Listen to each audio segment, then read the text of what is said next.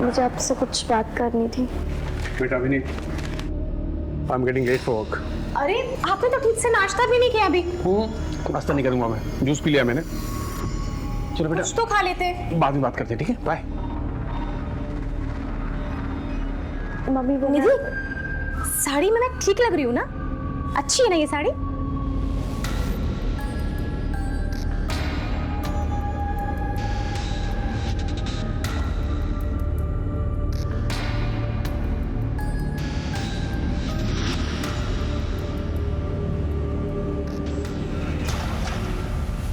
Natural numbers 1 2 3 4। Sonali, even numbers 2 4 6 8 10। Good. Nidhi, odd number. Nidhi, क्या हुआ? सब ठीक है? एक्चुअली मुझे फीवर जैसा लग रहा है, मैं घर जाना चाहती हूँ। चलो ऑफिस में मैं तुम्हारे पेरेंट्स को इन्फॉर्म कर देती हूँ। मैं अकेली चली जाऊँगी, मेरा घर पास ही में। Are you sure? चलो बच्चों, अब ये सब राइट डाउन करो अपनी अपनी नोटबुक में। मैं अभी चेक करूंगी सबका।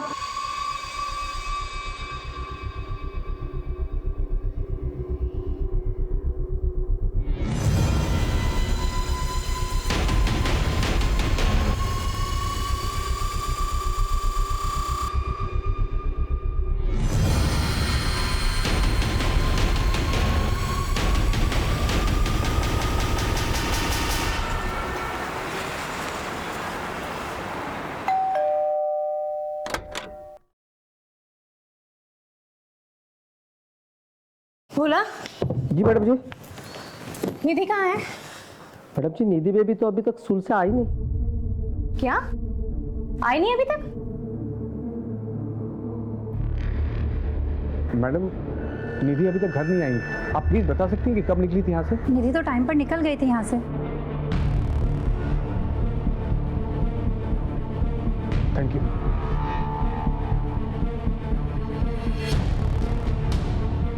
हाँ देवकी, निधि स्कूल से निकल गई थी।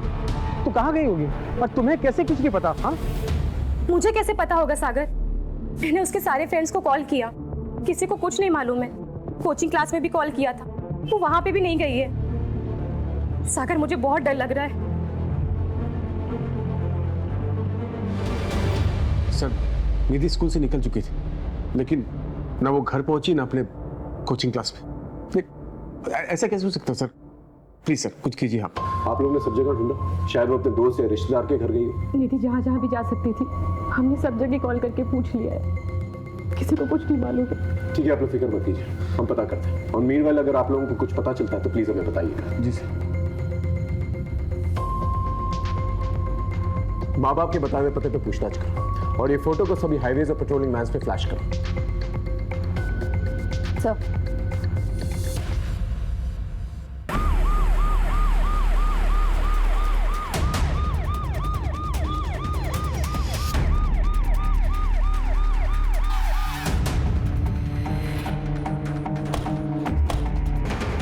सर, ये तो वही लड़की है निधि, जिसकी मिसिंग कंप्लेंट कल रात को इसके पेरेंट्स ने दर्ज कराई थी।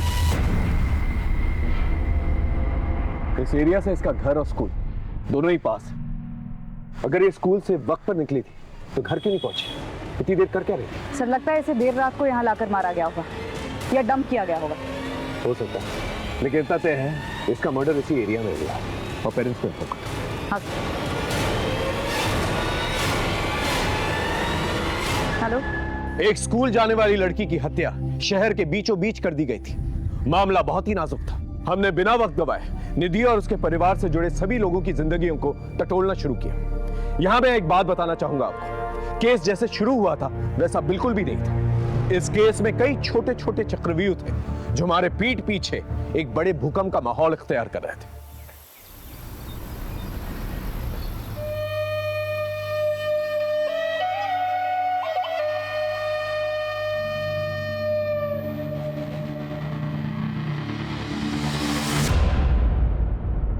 छोड़ो मुझे, क्या करे, कोई देखेगा। देखने दो ना। इसलिए बुलाया मुझे? मेरे कोई दोस्त है ना, आज पुराना किला घूमने जा रहा है, तो हमें भी चलना चाहिए। क्या बोलते हो? नहीं बाबा, सर पे एग्जामिनेशन है और कॉम्पिटिटिव क्लासेस भी शुरू हो गई है, मैं नहीं जा सकती। सॉल्यूशंस है मेरे पास, बंक मारो ना तुम। नहीं, क्या यार, मैं तुम्हारे इतने करीब आने के बहाने बनाते रहता और तुम हो जो मुझसे दूर भागते रहते हो। That's not fair. हाँ क्या है भाई, काम करो ना अपना। चलो चलो चलते।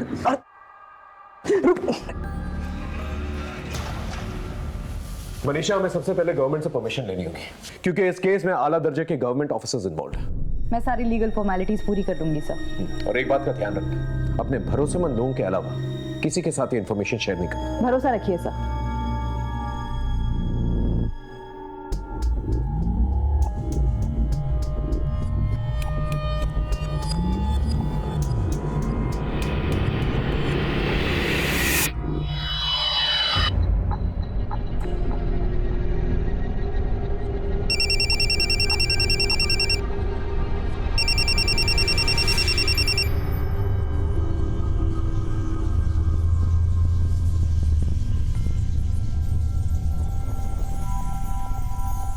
ठीक है, मैं आती हूँ। सुनो, आज का प्लान ड्रॉप करना होगा, इमरजेंसी है, मुझे अर्जेंटली निकलना होगा। बाय।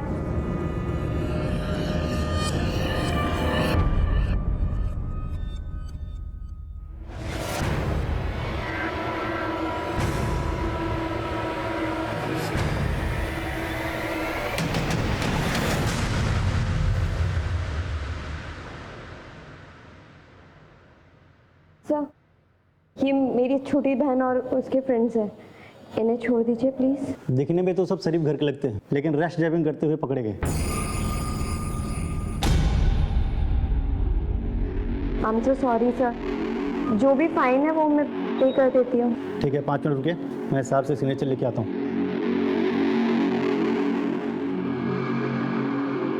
दीदी, आई एम सॉरी, मेरी वजह से आपको इतना। मैंने कुछ पूछा तुमसे? ये सब करने जाती हो तुम कॉलेज? हाँ? और तुम 1000 बार मना किया है मैंने, मेरी बहन से दूर रहने को बोला है ना तुम्हें? ये तुम्हारी लास्ट वार्निंग है, समझे? ठीक है, आप लोग जा सकते हैं। Thank you. चलो।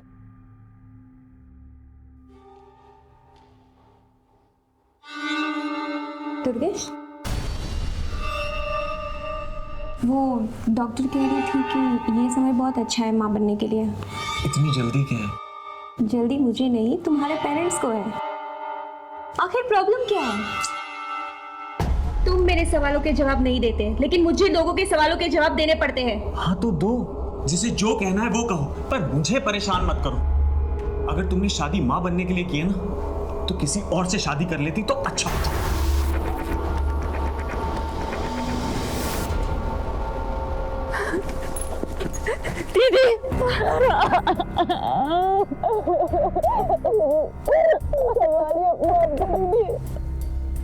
मुझे अब नहीं तारा, हमको छोड़ के चली गई। तुझे उसे वहीं रोक लेना चाहिए था, कम से कम उसकी जान तो बच जाती न तारा।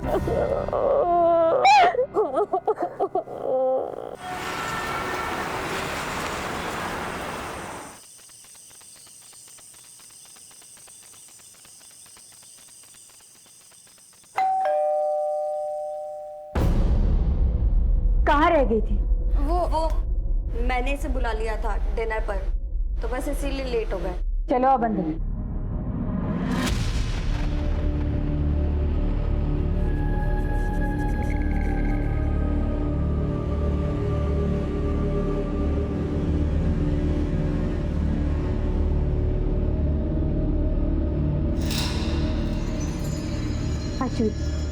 ये आदमी इस घर में क्या कर रहा है? मेरी बात समझने की कोशिश करो। तुम्हारी शादी की बात करने आया हूँ। शादी? मुझे नहीं करनी कोई शादी वादी। और आप कौन होते हो हमारे घर के मामले में बोलने वाले? आपको कोई हक नहीं है। क्यों हक नहीं है? बाप हूं मैं तुम्हारा।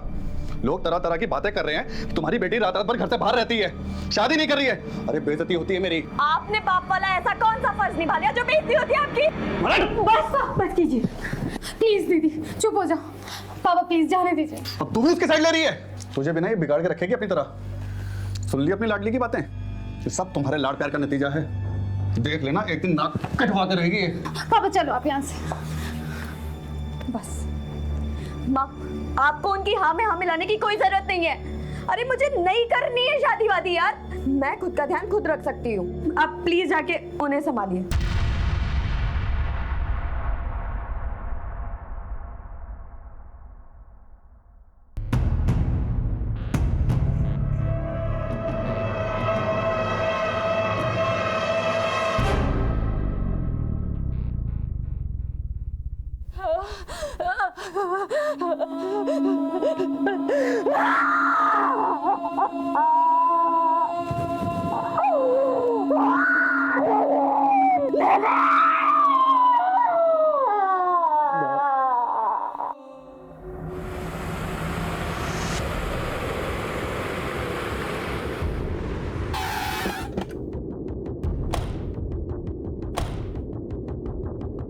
इन दिनों आपने किसी को निधि का पीछा करते या फिर उस पर नजर रखते हुए देखा था? नहीं मैम। तो स्कूल में किसी लड़के से या टीचर से कोई लड़ाई झगड़ा? नहीं नहीं मैम, हमारे स्टूडेंट और स्टाफ में कोई ऐसा नहीं था जो निधि को पसंद नहीं करता हो। वो एक ब्रिलियंट लड़की थी। फिर निधि के बिहेवियर में कुछ अजीब नोटिस किया हो? हाँ मैम, कुछ दिनों से निधि का बर्ताव बदला हुआ लग रहा था। वो उदास रहने लगी थी और पिछले 10 दिनों में वो 2 दिन स्कूल भी नहीं आई थी। और अभी 2 दिन पहले अचानक उसके स्कूल में तबीयत बिगड़ गई थी और वो छुट्टी लेकर 11 बजे ही घर चली गई थी। मुझे सुबह जैसा लग रहा है, मैं घर जाना चाहती हूँ। ओके। और हाँ, वो स्कूल के अलावा कोचिंग भी जाती थी। अब अगर वहाँ कुछ हुआ हो तो हम नहीं कह सकते। यस मैम, निधि पिछले 10 दिनों में 3 दिन कोचिंग क्लासेस नहीं आई है। मैंने उससे पूछा भी था तो उसने कहा कि उसकी तबीयत खराब है। मेरी तबीयत ठीक नहीं है, मैं कल नहीं आऊँगी।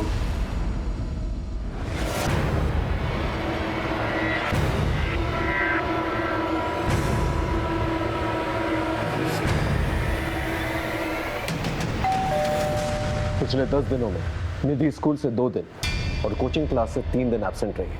उसकी तबीयत ठीक नहीं थी। निधि एब्सेंट थी? ऐसा कैसे हो सकता है सर? वो तो डेली जाती थी और तबीयत भी ठीक थी उसकी। लेकिन 2 दिन पहले सिकनेस की लीव लेके वो स्कूल से जल्दी निकली थी। लेकिन परसों वो कुछ देर से लौटी थी। निधि आज लेट हो गई? वो मुझे कुछ नोट्स कंप्लीट करनी थी, इसलिए स्कूल में देर हो गई। कितनी देर? करीब आधा पौन घंटा। स्कूल 1 बजे खत्म होता है। वो 11 बजे सिकनेस का बहाना करके निकल जाती है। तकरीबन 15 मिनट लगते हैं घर पहुंचने में। मान लेते हैं कि वो 4:30 बजे घर पहुंचे, तो ये 4 घंटे वो थी कहाँ? मुझे गलत हो गया ये सब सुनकर। इसका मतलब निधि स्कूल और कोचिंग क्लासेस के बहाने कहीं और जा रही थी। माफ कीजिए, लेकिन निधि का कोई बॉयफ्रेंड वगैरह था? उसने आप लोगों से बात की थी इस बारे में या कुछ नोटिस किया आप लोगों ने? सर कैसी बात कर रहे हैं आप? छोटी सी बच्ची थी हमारी, अभी उम्र ही क्या थी निधि की? मेरी नॉलेज में तो ऐसा कुछ नहीं आया था। शायद देवकी को पता हो। मुझे कैसे पता होगा? मैंने तो ये सब चीजें कभी नोटिस ही नहीं की। वैसे आपके आपसी रिश्ते कैसे हैं? हमारे रिश्ते का क्या होगा सर? कुछ भी तो नहीं। और इसका निधि से क्या लेना देना है सर? वो जब भी कुछ मांगती थी, पूछती थी, हम ला कर देते थे उसके लिए। फूल सी बच्ची थी हमारी।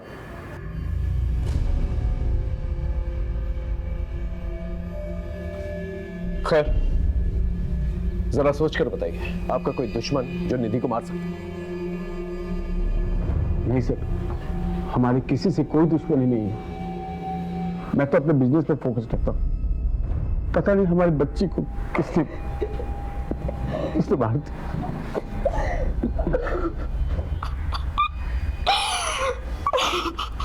निधि अपने माँ बाप से जरूर कुछ छुपा रही थी और उसके माँ बाप हमसे कुछ छुपा रहे हैं। इनके आपसी रिश्तों के बारे में पता करो, पड़ोसियों से पूछताछ करो। बहुत सारी बातें जो हैं घर वालों से पहले मोहल्ले वालों को पता चल जाती है।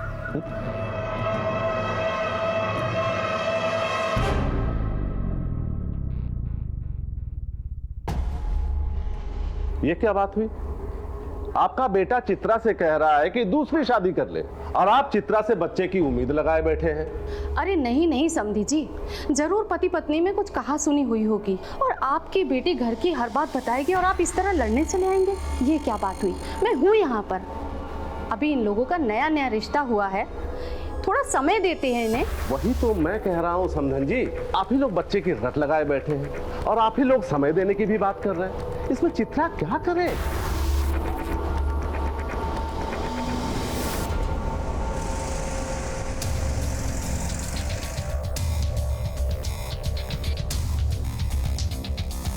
निधि बड़ी प्यारी बच्ची थी। जो बच्ची अपना खाना दूसरे को खिला सकती है, अपना खिलौना दूसरे को दे सकती है, ऐसी बच्ची का दुश्मन कौन हो सकता है? हाँ, सागर को अपने पैसे का थोड़ा घमंड था, लेकिन निधि में ऐसी कोई बात नहीं थी। आपने कहा कि सागर को पैसों का घमंड था, क्या उसका कोई दुश्मन हो सकता है? तो दुश्मनी का तो मुझे पता नहीं, लेकिन इन मियाँ बीवी की आपस में बनती नहीं थी। और ये बात आपको कैसे पता चली? मेरे नौकर ने बताया। वो सागर का नौकर भोला का दोस्त है, आपस में एक दूसरे घर की कहानी बताते रहता है। मैडम, साहब और मेम साहब ऐसे ही है। ऐसा एक भी दिन नहीं गया होगा कि साहब और मेम साहब आपस में झगड़े नहीं हो। किन बातों पे झगड़ा होता था? देवकी, तुमने आज जो तमाशा किया ना, वो गलत है। अच्छा, मैं तमाशा कर रही हूँ? मैं जो कर रही हूँ वो गलत है और जो तुम कर रहे हो वो सब सही है? क्यों जिम में बिजी रहते हो? यही बोलते हो ना तुम? बीवी और बच्ची से बात करने का टाइम नहीं है तुम्हारे पास क्योंकि तुम निहारिका के साथ बिजी रहते हो। और यही सब करना था तो मेरे साथ शादी क्यों की? तुम्हारा ये जो पागलपन है ना, तुम अपने पास ही रखो। तुमसे बात करना बेकार है। क्या?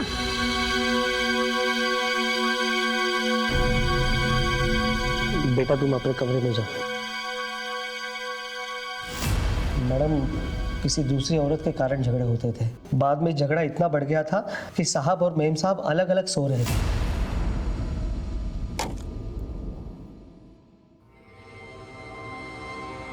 इन झगड़ों का बुरा असर निधि पर पड़ रहा था। वो उदास रहने लगी थी।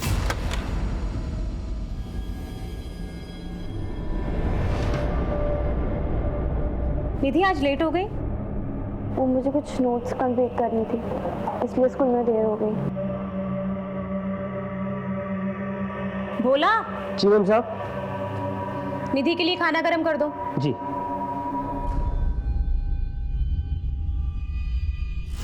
इस माहौल से बचने के लिए मेम साहब ने निधि के मासी के पास उसको छोड़ दिया।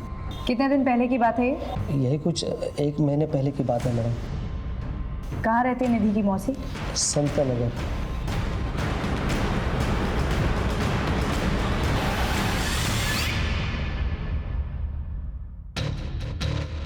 क्या यही है दीप्ति की बहन का? सर पता तो यही बताया। प्रिया, बेटा तुम अंदर जाओ। जी सर, 15 दिन से निधि यहीं पर थी। प्रिया से उसकी बहुत अच्छी बनती थी, बहुत अच्छे से रहती थी वो यहाँ। पर फिर दीदी का फोन आया और उन्होंने कहा कि वो निधि को लेकर जाएंगे। पर निधि तो यहाँ से जाना ही नहीं चाहती थी। मासी, मुझे नहीं जाना है मम्मी के साथ, मुझे यही रहना है आपके पास। इधर आओ बेटा, बैठ।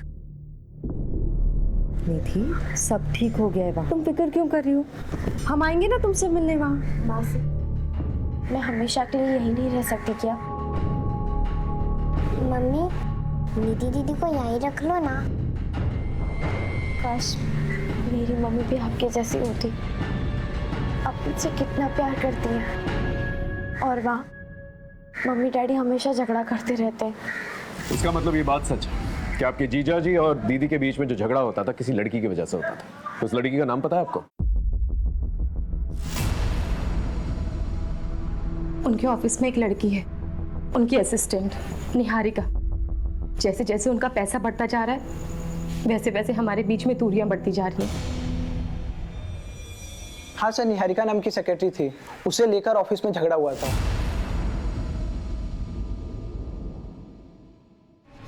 तू ही है वो नागिन जो मेरे बसे बसाए घर में जहर फूंक रही है। मैम आप ये क्या कह रही हैं? बताओ मैं क्या कर रही हूँ, बताओ तुझे मैं क्या कर रही हूँ। मुझसे बात करो देवकी, क्या तमाशा लग रखा है तुमने? क्या पता, मेरा ऑफिस है ये। इसी में बिजी रहते हो ना तुम, इसीलिए घर देरी से आते हो, थक जाते हो तुम।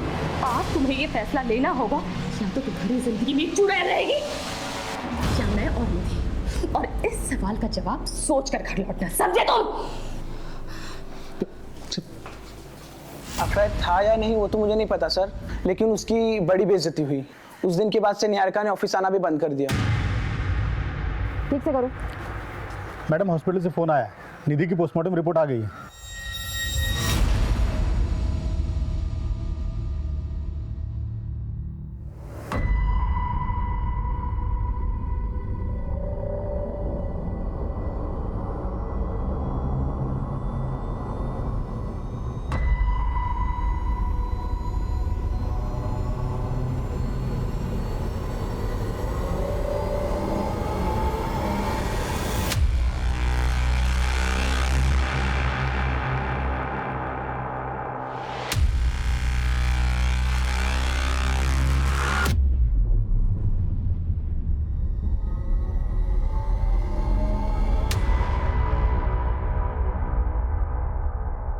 सर, जिस लड़की का सागर के ऑफिस में अफेयर था और देविका का झगड़ा हुआ था, उसने नौकरी छोड़ दिया है। हम उसका नया एड्रेस ट्रेस कर रहे हैं सर। शॉकिंग।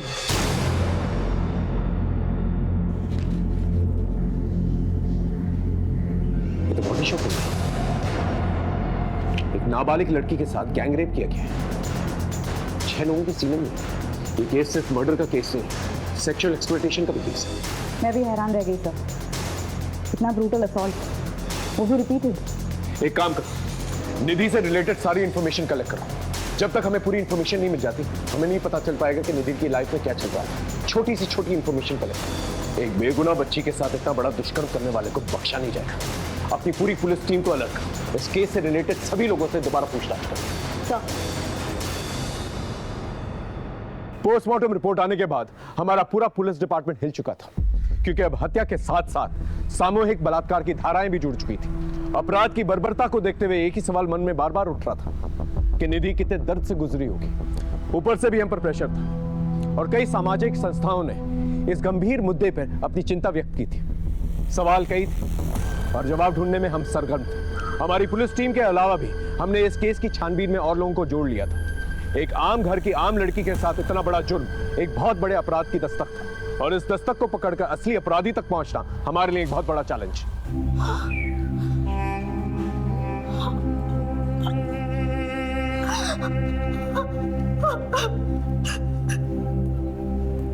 मेरी फूल जैसी बच्ची के साथ कौन ऐसा कर सकता है सर?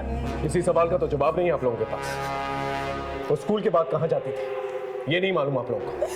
कोचिंग क्लासेस के बाद कहां जाती थी ये तक नहीं मालूम आप लोगों को। देख लिया आपने, इतना बड़ा अपराध हुआ उसके साथ। और हैरत की बात यह है, ये उसके साथ पहले भी होता है। ये तो हमें पड़ोसियों ने बताया कि वो खामोश रहती थी, उदास रहती थी, लेकिन आप लोग को ये तक नहीं पता उसकी जिंदगी में क्या चल रहा है। मुझे आपसे कुछ बात करनी थी। सर, मेरी फूल जैसी बच्ची ने किसी का क्या बिगाड़ा था जो उसके साथ इतना बड़ा जुल्म हो गया। देखिए, पहले मामला मर्डर का था, अब क्लियर हो चुका है कि निधि का गैंग रेप छुपाने के लिए उसका मर्डर किया गया।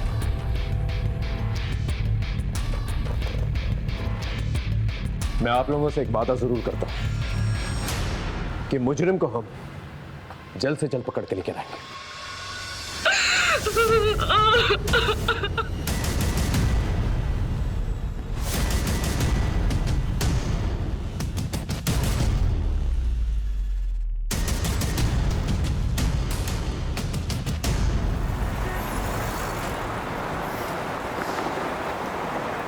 सलाम साहब। सलाम। गुड्डू, छोटी मोटी खबरें तो बहुत देता है, लेकिन अब की बार एक बहुत बड़े मिशन पर जाना है। जिसके बारे में इंफॉर्मेशन निकालनी है ना, वो गवर्नमेंट का एक बहुत बड़ा आदमी है, उसके ऑफिस से इंफॉर्मेशन निकालनी है।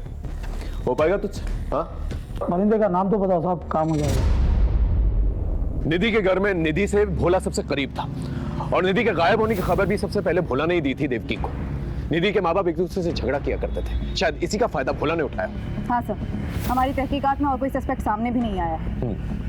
इस भोला के बारे में पता करो, ये नौकरों से काफी गॉसिप किया करता था, शायद किसी नौकर ने इसके बारे में गॉसिप किया। Yes sir. माँ, पापा से कह दीजिए मुझे शादी नहीं करनी है। तो क्या पूरी जिंदगी शादी नहीं करेगी? हाँ, नहीं करूंगी। क्या बोल रही है तू? पागल हो गई? कुछ भी बोले जा रही है। देख अगर कोई पसंद है तो बता दे, हम बात करते हैं।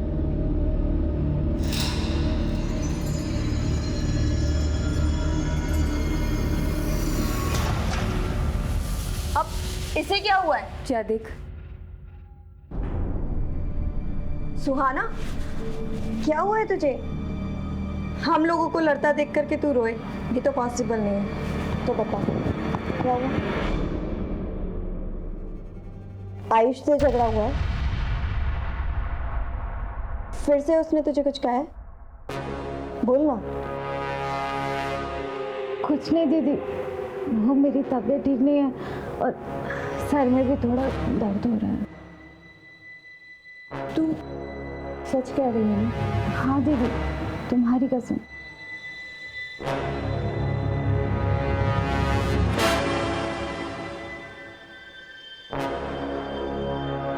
हेलो मैडम, अभी एक बात निकल के सामने आई है कि भोला का दूसरे नौकरों से झगड़ा हुआ था। मैडम, पहले भोला और मैं दोस्तों के साथ उठता बैठता था, अब वो नहीं आते जाते। क्यों? बोलना क्यों? ओके, एक दिन मजाक मजाक में हमारा झगड़ा हो गया।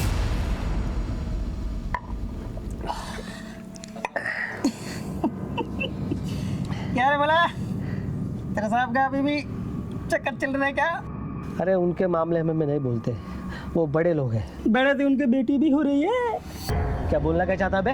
बोलना हक मारता है कि नहीं? साइकिल सिखाने के बाद आप छोड़ेंगे नहीं तुमको छोड़ेंगे नहीं हम। क्या बोल रहे थे? मैंने तो उसको वही कहा था जो भोला की फितरत थी। कॉलोनी के सब काम वालियों के पीछे वो पड़ा रहता था, अक्सर निधि के साथ भी साइकिल सिखाते हुए दिखता था, इसलिए थोड़ा मजाक किया था तूने? नाबालिग लड़की के लिए घर के नौकर से गंदी बातें करना तुझे मजाक लगता है?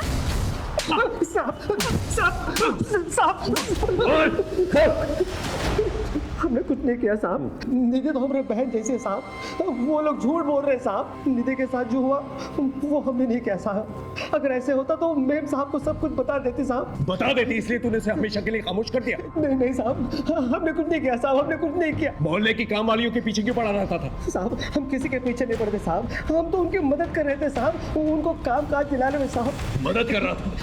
इसका ब्लड सैंपल, और जब तक डीएनए रिपोर्ट नहीं आ जाती उसे यही रखता।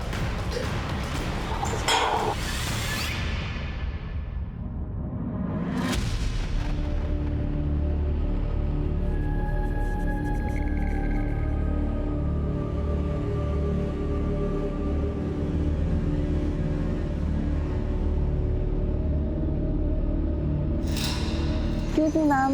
Ma'am.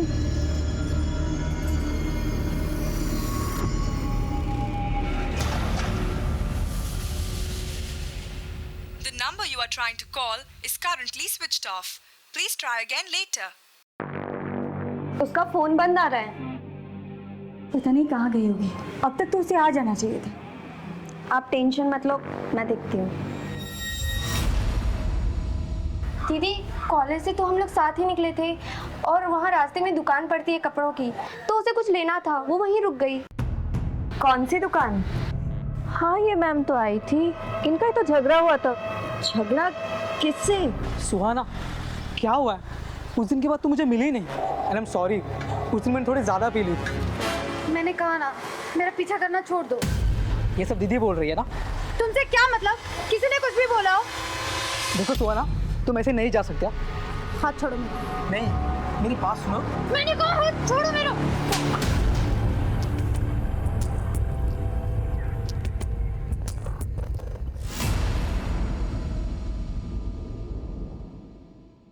सर, ये मेरी छोटी बहन है सुहाना। सर 18 साल की है, कॉलेज से घर ही नहीं लौटी। हम लोगों ने हर जगह ढूंढा पर कोई इन्फॉर्मेशन नहीं मिल रही है। हाँ सर, इसका फ़ोन भी बंद आ रहा है। आपको किसी पर शक है या किसी लड़के से कोई अफेयर? जी सर, आयुष सुहाना का बॉयफ्रेंड था। इन दोनों का ब्रेकअप हो गया था, पर अभी रिसेंटली मुझे पता चला है कि इन दोनों में झगड़ा हुआ था। सुहाना का बॉयफ्रेंड था? ये बात मुझे पहले क्यों नहीं बताई? आप कौन है?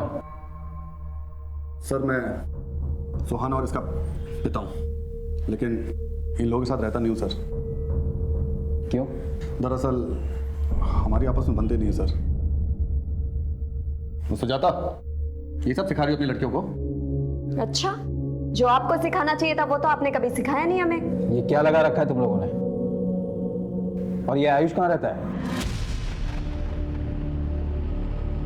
चल बता, सुहाना कहाँ है? सर मुझे नहीं पता सुहाना कहाँ है। अभी 2 दिन पहले हमारा ब्रेकअप हो गया था।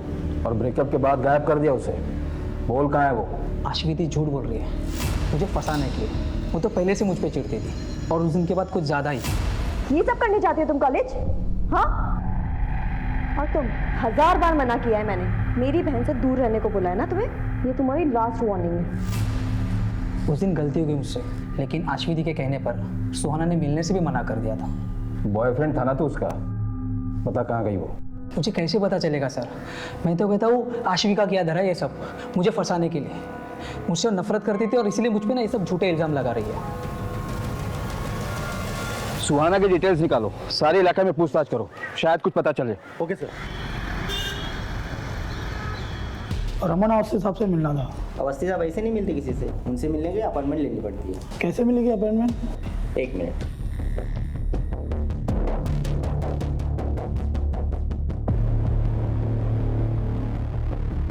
ये लीजिए, साहब का नंबर है, फ़ोन कर लेना। Thank you.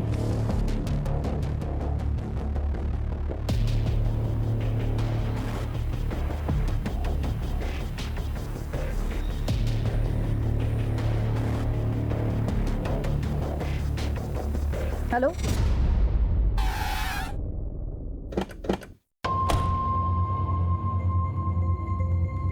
हमने निधि से पूछा था लेकिन उसने कभी बताया नहीं मैडम, उसके आगे पीछे किसी को नहीं देखा। मैडम इतना बड़ा हादसा हुआ है हमारे स्कूल की लड़की के साथ। हमने भी एक स्टूडेंट और टीचर से बातचीत की है परंतु किसी को कुछ पता नहीं।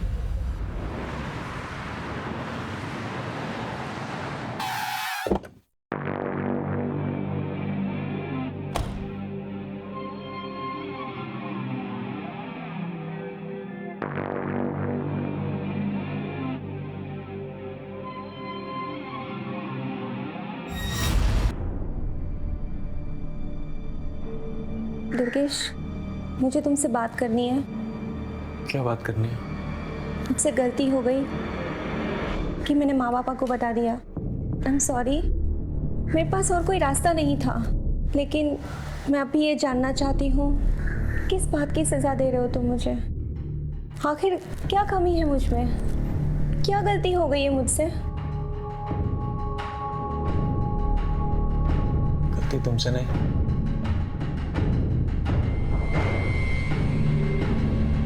मुझसे। कैसी गलती? खबर क्या है वो बता। तो 1 साल पुरानी बात है। मैं निधि की स्कूल में एक टीचर थी मीता, उसके नाम था बवाल।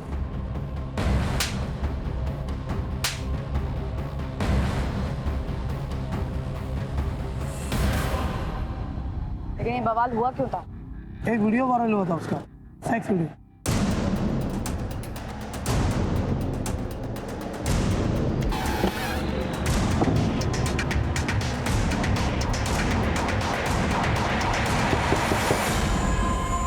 मीता कहाँ है?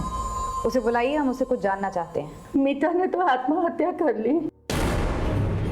अच्छा हुआ जो उसने खुद ही जान दे दी, वरना मैं अपने हाथों से मार देता उसे। उस लड़की ने नाक कटवा दी थी मेरी। कितनी बेइज्जती थी हमारी। गुप्ता जी, हाय हाय, गुप्ता जी, हाय हाय, गुप्ता जी, हाय हाय, ले चलो इसे। गुप्ता साहब, हाय हाय, गुप्ता साहब, ये देखिए, देखिए अपनी बेटी की करतूत। ये गुल खिला रही है आपकी बेटी। ये हमारी बेटियों को पढ़ाएंगी और उन्हें अपने जैसा बनाएंगी। पापा मेरी बात का यकीन कीजिए पापा, ये वीडियो मुझे ब्लैकमेल करके बनाया गया पापा। अरे ये क्या किया तूने? हमें किसी को मुंह दिखाने के लायक नहीं छोड़ा तूने। पापा मैं सच कह रही हूं। देखिए बस, अब आप लोग अपना ठिकाना कहीं और देख लो, वरना भारी पड़ेगा आप लोगों को। कह देते हैं, चलो रे। बहुत बदनामी हो गई थी, इसलिए दुर्गेश ने सगाई तोड़ दी। कोई भी लड़का वही करता जो दुर्गेश ने किया। थोड़ी सी शर्म बची थी, इसलिए मीता ने आत्महत्या कर ली।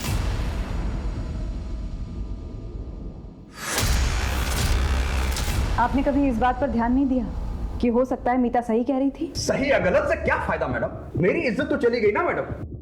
अब वापस उन बातों को कुरेद करके हमें क्या मिलेगा? निधि और उसकी टीचर मीता दोनों का ही सेक्सुअल असॉल्ट हुआ था। और दोनों का ही एक ही स्कूल से कनेक्शन भी था। इसलिए हमने मीता के केस के इन्वेस्टिगेशन ऑफिसर से मुलाकात की। सर यही वीडियो वायरल हुआ था उस लड़की का, जिसके वायरल होने के बाद मीता पर मॉब ने अटैक किया और उसके बाद उसने सुसाइड कर लिया। हम अपनी इन्वेस्टिगेशन तो कर ही रहे थे सर, पर आगे इस केस में कुछ क्लू नहीं मिला। इस वीडियो में जो लड़का है, इसकी पहचान हुई है? नहीं सर। मीता के मंगेतर का एड्रेस है?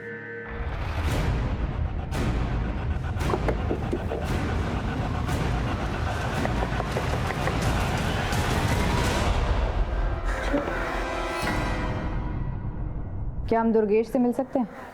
उन्होंने 1 महीना पहले ही सुसाइड कर लिया। क्या आपको दुर्गेश की मंगेतर मीता के बारे में कुछ पता था? जी हाँ, खुद दुर्गेश ने मुझे बताया था। मैं अपने पाप का प्रायश्चित करना चाहता हूँ। मेरी अंतरात्मा मुझे जीने नहीं दे रही। क्या बात है? हमें जो कुछ भी मीता के बारे में पता है वो सच नहीं है। मीता का वीडियो धोखे से बनाया गया था। उसी वीडियो से उसे ब्लैकमेल करके बार बार गलत काम करवाए जा रहे थे। ये बात कही थी उसने मुझसे, लेकिन मैंने उस पर यकीन नहीं किया और उससे शादी तोड़ दी। हो सकता है वो झूठ बोल रही हो।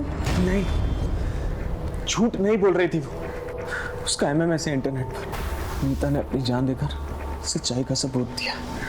उसी रात उन्होंने सुसाइड कर लिया। उसके अलावा मैं कुछ नहीं जानती। ये मामला केवल निधि का नहीं है, बल्कि मीता के साथ भी इस किस्म का अपराध हो चुका है। मुझे लगता है भोली भाली लड़कियों को ब्लैकमेल करके उनको सेक्सुअली असॉल्ट करने का एक रैकेट चल रहा है। और मुझे तो शक है कि निधि और मीता को एक ही इंसान ने टारगेट किया है। बड़ी अजीब बात है सर। इनमें से किसी एक ने भी कानून का दरवाजा नहीं खटखटाया। शायद इन्हें इतना डराया धमकाया गया होगा कि वो अपनी जुबान ही नहीं खोल पा रहे हैं। एक काम करो, अपने नेटवर्क को एक्टिवेट करो और सारे थानों से जो है रिकॉर्ड मंगवाओ और अपने खबरियों से ही पता करो कि इस शहर में इस किस्म के केसेस और भी हुए हैं क्या। ओके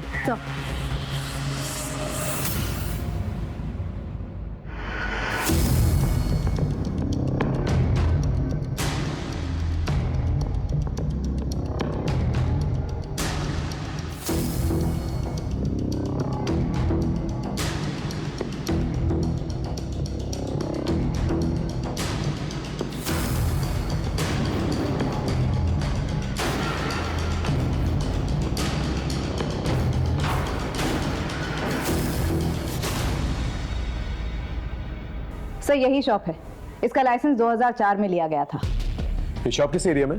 कपड़ा बाजार, सेंट्रल दिल्ली। ये तो काफी भीड़ भाड़ वाला एरिया है, हजारों लोग आते जाते हैं वहां पर। हमें काफी सावधानी से इस जगह पर काम करना होगा। मैडम, ये गारमेंट शॉप के रजिस्ट्रेशन पेपर्स, सारे डॉक्यूमेंट सही है। यूँ तो मालिकाना हक किसी मालती शर्मा के नाम पे है, लेकिन पूरी देखरेख रमन अवस्थी करता है, जो कि एक सरकारी कर्मचारी है। हमारा ये केस केवल निधि की हत्या का केस नहीं था, बल्कि मीता और भी कई लड़कियों से जुड़ा हुआ था। जैसे जैसे हम केस में आगे बढ़ रहे थे, हमें इस बात का खुला आभास हो रहा था कि इस केस के कई सिरे हैं जो अभी तक हमारे हाथ में आने बाकी हैं। लेकिन हर एक केस में साजिश की बू आ रही थी और एक बड़े अपराध की तरफ इशारा कर रही थी। हमने एक एक पुलिस स्टेशन में आई हुई मिसिंग कंप्लेंट्स को टटोलना शुरू किया और उनसे रिलेटेड सारी इंफॉर्मेशन जमा करनी शुरू की, क्योंकि अब तक यह साफ हो चुका था कि हमारा पाला एक बहुत ही शातिर और गंदी जहनियत के मुजरिम से था। सर मैंने वहाँ फ़ोन किया था, लेकिन वहाँ से कुछ पता नहीं चला। ठीक है, ट्राई करता हूँ। Okay sir. हाँ, पिछले 6 महीने में 6 लड़कियों की मिसिंग कंप्लेंट दर्ज की गई है, लेकिन बाद में फिर सभी ने वापस ले ली।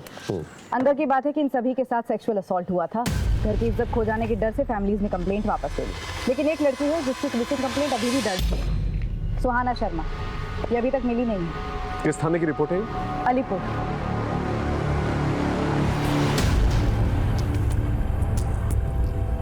सुहाना शर्मा नाम है। लास्ट टाइम इसे एक गारमेंट शॉप के बाहर दिखा गया था। वहाँ पर इसकी अपने बॉयफ्रेंड से लड़ाई भी हुई थी। हमने इसके बॉयफ्रेंड को डिटेन भी किया और उसने कहा कि वो इस लड़की के बारे में कुछ नहीं जानता। इसकी बहन अश्विनी ने कंप्लेंट दर्ज करवाई थी हमारे यहाँ। हमने काफ़ी ढूंढने की भी कोशिश की, लेकिन कोई लीड नहीं मिला और बाद में इसकी फैमिली ने भी अपडेट लेना बंद कर दिया। इनकी फैमिली का कोई कॉन्टैक्ट नंबर? आपने जब इन्फॉर्म किया कि आप यहाँ आ रही हैं, तो मैंने कांस्टेबल से कहा था कि इनकी फैमिली से कॉन्टैक्ट करें। ठीक है।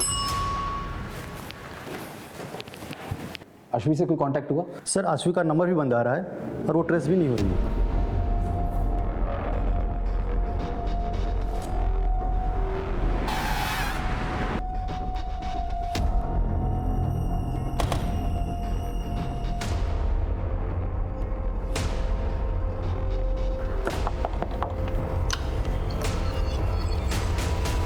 क्या हम अश्विनी से मिल सकते हैं?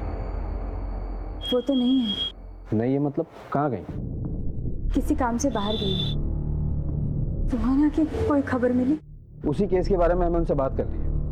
आप आइए ना, अंदर बैठिए, मैं अपने पति को बुलाती हूँ, आप उनसे बात कीजिए। जी कहिए, मैं आपकी क्या मदद कर सकता हूँ? सुहाना मिसिंग केस के बारे में अश्विनी से बात करें। वो सर मेरी बीवी ने बताया ना आपको, बाहर गई है किसी काम से। उनका फ़ोन बंद आ रहा है। लगता है कुछ बैटरी का प्रॉब्लम हो। आप मुझे बताइए ना क्या बात है सर? सुहाना मिसिंग केस के बारे में आप लोगों ने कई दिनों से कोई अपडेट नहीं लिया, पूछ सकता हूँ क्यों? कितना अपडेट लेते सर? पुलिस अगर अपना काम कर रही होती तो वो कब का मिल गई होती, इसलिए नाउम्मीद होकर हमने फॉलोअप करना बंद कर दिया। अभी कोई खबर है आपके पास उसकी? देखिए, हमें शक है कि सुहाना किसी सेक्स रैकेट में उलझी भी हो सकती है, क्योंकि उसी एज ग्रुप की कई लड़कियों की शिकायतें आई हैं हमारे पास। तो सर प्लीज उसे जल्दी ढूंढिए प्लीज। हम पूरी कोशिश करेंगे। फिलहाल अगर आपकी अश्विनी से बात हो तो उन्हें थाने भेजिएगा, शायद कोई इन्फॉर्मेशन मिल जाए हमें। जी सर।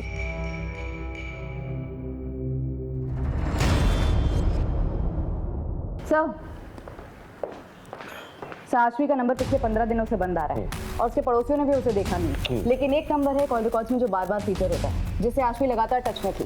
आश्वी और चारू के कार्ड से एक ही होटल के बिल भी भरे गए हैं। मैंने चारू को बुला लिया है पूछताछ के लिए। हम दोनों दोस्त हैं सर। दोस्त? कॉल रिकॉर्ड्स में दोस्ती साफ नजर आ रही है तुम्हारी। क्या चल रहा था तुम्हारे और आश्वी के बीच में? कहाँ है आश्वी और सुहाना? मैं नहीं जानती सर, मैं तो आश्वी को खुद ढूंढ रही हूँ। तुम क्यों ढूंढ रही हो आश्वी को? हाँ देखो, जो कुछ भी सच है ना बता दो, बोलो। सर मैं आपसे झूठ नहीं बोलूँगी, वो मैं और अश्वी रिलेशनशिप में है सर। हम दोनों लेस्बियन हैं सर। अश्वी क्या हुआ? मुझे अर्जेंटली निकलना होगा अभी। आई विल कॉल यू ना। बाय। ध्यान से जाना। सर हम बाहर कहीं नहीं मिल सकते थे, इसलिए हम चुपचाप होटल में मिलने लगे। और अश्वी की फैमिली का उस पर प्रेशर था, वो उसकी शादी कराना चाहते थे और वो शादी नहीं करना चाहती थी। फिर सुहाना गायब हो गई और अचानक से कुछ दिन बाद अश्वी भी गायब हो गई सर। लेकिन आश्वी के फादर तो कह रहे थे ऑफिस के काम से वो बाहर गई। नहीं सर, वो कहीं बाहर नहीं गई है, मैं खुद उसके ऑफिस में काम करती हूँ सर। इसका मतलब आश्वी के फादर ने हमसे झूठ कहा। थाने बुलाओ। सच बोलकर अपनी इज्जत की धज्जियां उड़वाते क्या? एक तो पहले ही सुहाना के गायब होने के गम से हम लोग उभरे नहीं थे कि अचानक आश्वी की सच्चाई सामने आ गई। कैसी सच्चाई? आश्वी कहाँ से आ रही? सर मेरी पत्नी मर चुकी है, इसलिए मैं कभी कभी कॉल गर्ल्स को बुला लिया करता था। और एक दिन मेरे दोस्त अभय की बेटी आश्वी आ गई। और सर एक सच्चे दोस्त के नाते ये बात मैंने अभय को बता दी। सर जान से मार दूंगा तुझे। झूठ बोलता है। यकीन नहीं होता ना, इस नंबर पे बात कर ले।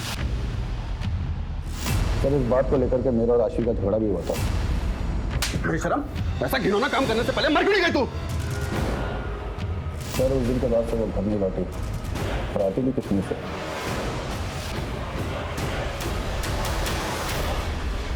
कहाँ से बुलाया था आश्वी को?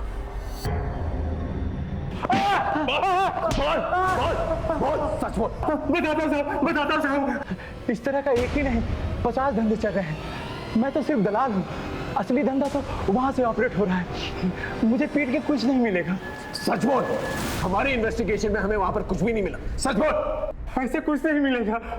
वहां जाकर बोलिए दामोदर ने भेजा है, अनारकली चाहिए।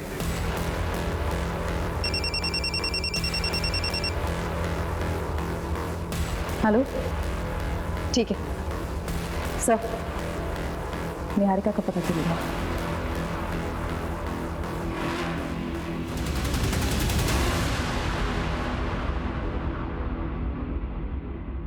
सर मेरा यकीन मानिए। फिर भागी क्यों थी? सर उस दिन देवकी मैम के तमाशे के बाद मुझ में हिम्मत नहीं रही कि मैं अपने कलीग से नजरें मिला पाऊँ, इसलिए मैं वहाँ से निकल गई थी सर। जहाँ इतनी बातें वेरीफाई हुई हैं, तुम्हारा स्टेटमेंट भी वेरीफाई होगा और जब तक ये बात सच नहीं साबित हो जाती तुम यहीं रुकोगे।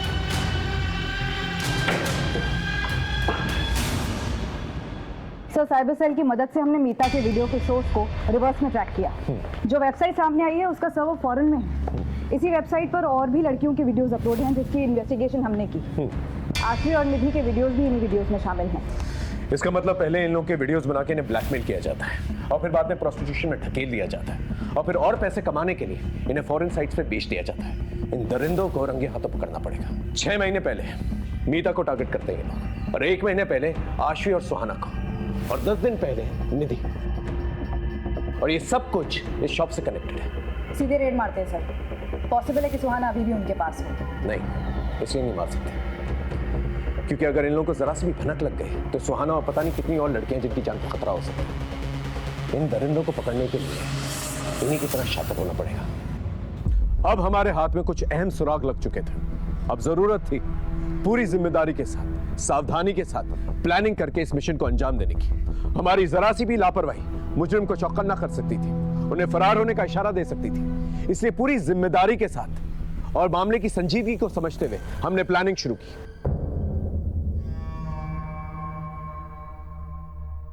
माल चाहिए, दामोदर ने भेजा है।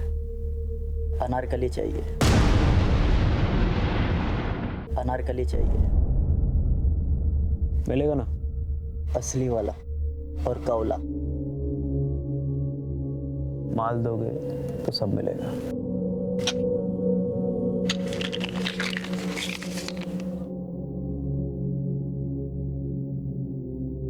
आओ मेरे साथ।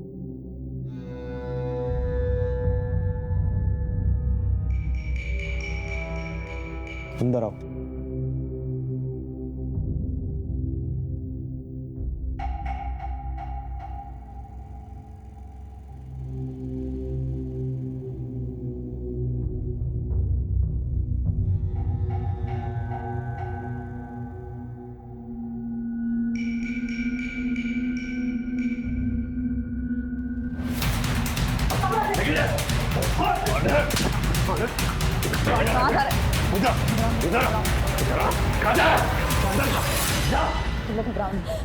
इन बच्चियों को एनजीओ लेके जाओ। चल चल जाओ। घबराओ।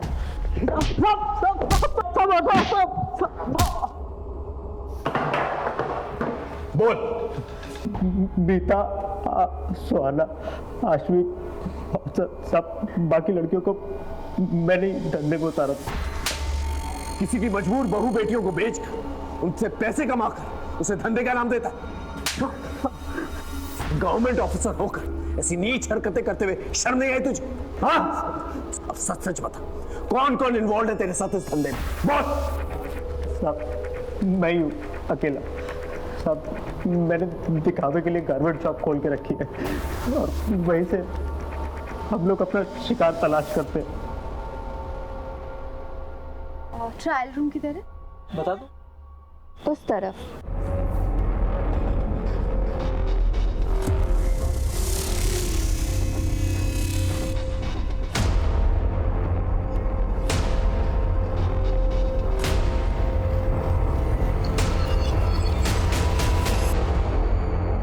एक बार वीडियो बन जाता था तो फिर लड़कियों को ब्लैकमेल करना कोई मुश्किल काम नहीं होता था साहब। हम जानबूझ के सीधी सादी लड़कियों को और कम उम्र की लड़कियों को अपना शिकार बना देते ताकि वो आसानी से हमारे चंगुल में फंस सके।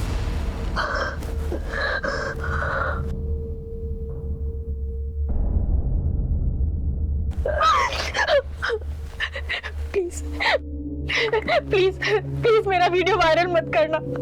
मेरी शादी होने वाली है। तुम जो बोलोगे, जैसा बोलोगे मैं करूंगी। प्लीज। सुहाना को तूने इस तरह से फंसाया, आश्वी को कैसे फंसाया? उस दिन सुहाना के कस्टमर पे ज्यादा टाइम ले लिया था तो उसे ढूंढते ढूंढते आश्वी दुकान पर आ गई थी। मेरी बहन है सुहाना, ये आपकी दुकान पर कपड़े खरीदने आई थी। ये आई थी यहाँ पर। आश्वी बहुत खूबसूरत थी साहब और उसके हमें ज़्यादा पैसे मिलते, इसलिए उस दिन हमने सुहाना को वहाँ से जाने नहीं दिया और सुहाना के जरिए हमने आश्वी को अपना शिकार बनाया।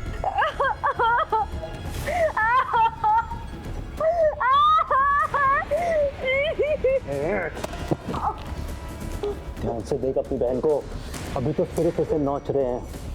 अगर तूने मेरी बात नहीं मानी ना तो इसकी बोटियों को चील कौओं को खिला दूंगा। अगर तू चाहती है ना तेरी बहन जिंदा और सलामत रहे और इज्जत से रहे तो जो बोलूंगा वो करना पड़ेगा। बोल हाँ बोल।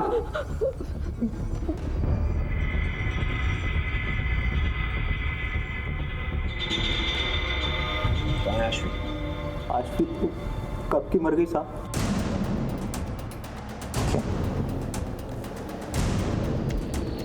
तूने उसका मर्डर किया? नहीं साहब, मैंने उसे नहीं मारा, उसे तो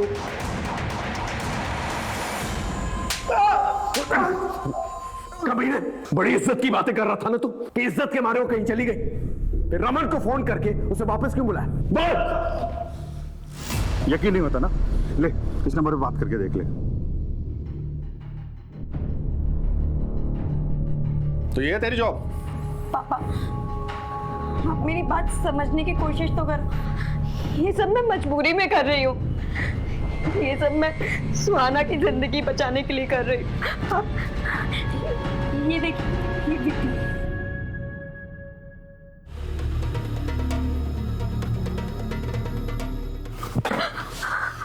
मुझे पहले ही पता था, खुद तो बर्बाद हो गई और उसे भी इस नर्क में झोंक दिया तूने। इसके जिम्मेदार भी आप हैं। अपनी गलतियां भी मुझ पर डालेगी? आज ये किस्सा मैं खत्म करके ही रहूंगा। इसका मतलब आशवी ने सच कहा था, वो सुहाना को बचाना चाहती थी, लेकिन तूने उसे मार डाला। बाप का हक तो जताना चाहता था, लेकिन फर्ज नहीं निभा पाया। उसने एक बार तुझसे भरोसे की उम्मीद की थी, अगर तूने उस पर भरोसा कर लिया होता तो आज वो जिंदा होता।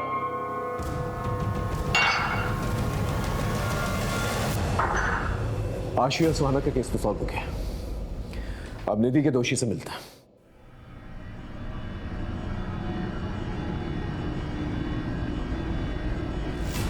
आशीष, सुहाना और मीता को तूने नहीं मारा, फिर उस मासूम बच्ची की क्या गलती थी? निधि, उसे क्यों मारा? निधि किसी के लिए खतरा बढ़ गई थी, इसलिए उसे मारना पड़ा।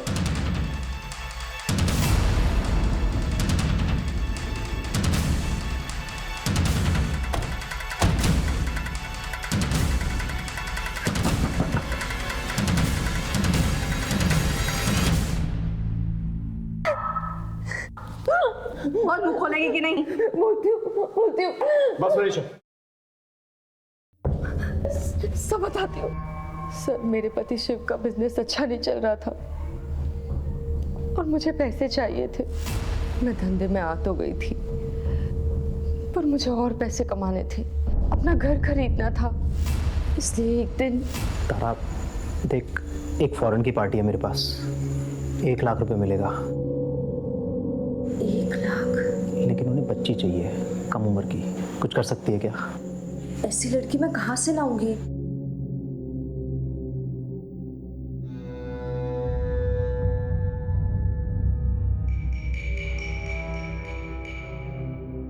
रमन, तेरी हिम्मत कैसे हुई मेरी बेटी को आंख उठा के देखने की? अगर दोबारा देखना तो आंखें नोच लूंगी, मैं बता रही हूँ। देख ले तारा, तेरी फायदे के लिए कह रहा हूँ, 1 लाख रुपए कम नहीं होते हैं। घर खरीदना है ना तुझे? और फिर एक दिन निधि,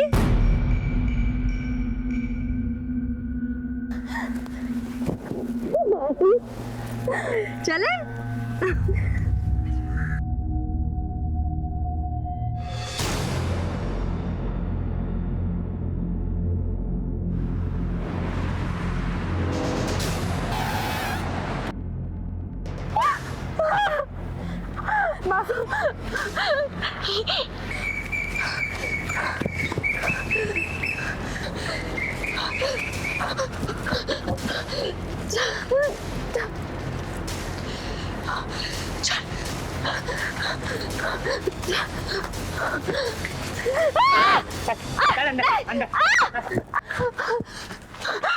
मेरी बेटी को छोड़ दो, मेरी बेटी को छोड़ दो। तुझे भले ही पैसे से प्यार ना हो, लेकिन मुझे तो है।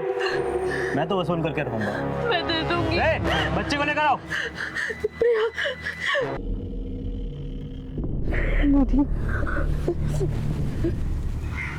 निधि, आज जो कुछ भी हुआ है वो किसी को मत बताना, वरना वो लोग प्रिया को मार देंगे। नहीं बताएगी ना?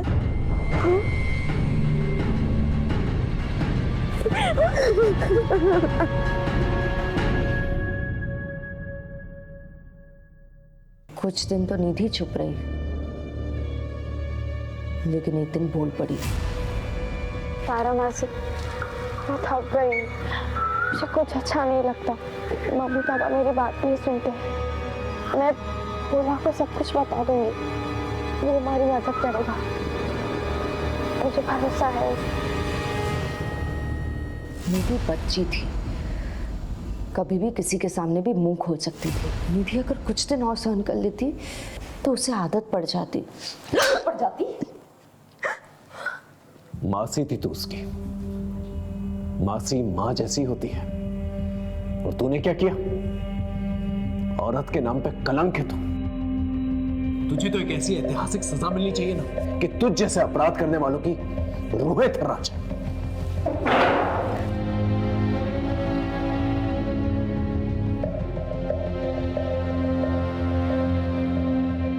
जो संगीन जुर्म इस औरत ने किया है, अगर कानून में फांसी से बढ़कर भी कोई सजा होती तो मैं उसकी मांग करता जज साहिबा। ये औरत जात के नाम पर एक कलंक है, फांसी की सजा भी इस औरत के लिए कम होगी। निधि शर्मा के बलात्कार और फिर हत्या में तारा शर्मा ने जो भूमिका निभाई है, निधि ने अपनी माँ से भी ज्यादा प्यार अपनी मासी से किया था, भरोसा किया था, और उसी मासी ने अपनी लालच के लिए उस मासूम को मौत के मुंह में धकेल दिया। लिहाजा तमाम सबूतों और गवाहों को मद्देनजर रखते हुए ये अदालत आरोपी तारा शर्मा को 20 साल की कैद बामुशक्कत की सजा सुनाती है। इस गिरोह के सरगना रमन अवस्थी और अन्य आरोपियों को भी सजा सुनाई जाती है। जिस तरह तारा का ये अपराध जुर्म की किताब का एक स्याह पन्ना है, उसी तरह तारा को दी जाने वाली ये ऐतिहासिक सजा दूसरे अपराधियों के लिए एक रोशन मिसाल बनेगी। तारा ने निधि का भरोसा जीता और उसे अपना शिकार बनाया। आश्वी पर अभय ने भरोसा नहीं किया और उसे मौत के घाट उतार दिया। फिर मीता के पिता और उसके मंगेतर दुर्गेश ने भी उस पर भरोसा नहीं किया, उसे अपनी जान देनी पड़ी। निधि के बदले हुए बर्ताव में छिपी हुई दस्तक सबने महसूस की, लेकिन अपनी दुनिया में मगन उसके माँ बाप ये दस्तक सुन नहीं पाए। इस केस को ऐतिहासिक केस इसलिए भी कहा जा सकता है क्योंकि ना ही सिर्फ इस केस में महिला को दी गई सजा बड़ी थी, बल्कि हमने इस केस को चंद महीनों में सॉल्व कर लिया था। जज साहिबा ने केवल ऐतिहासिक सजा नहीं सुनाई थी, बल्कि ऐतिहासिक जागरूकता भी लाई थी। फिर मिलेंगे एक नए केस के साथ, तब तक देखते रहिए क्राइम पेट्रोल दस्तक, क्योंकि मकसद बताना नहीं, बचाना है। जय हिंद।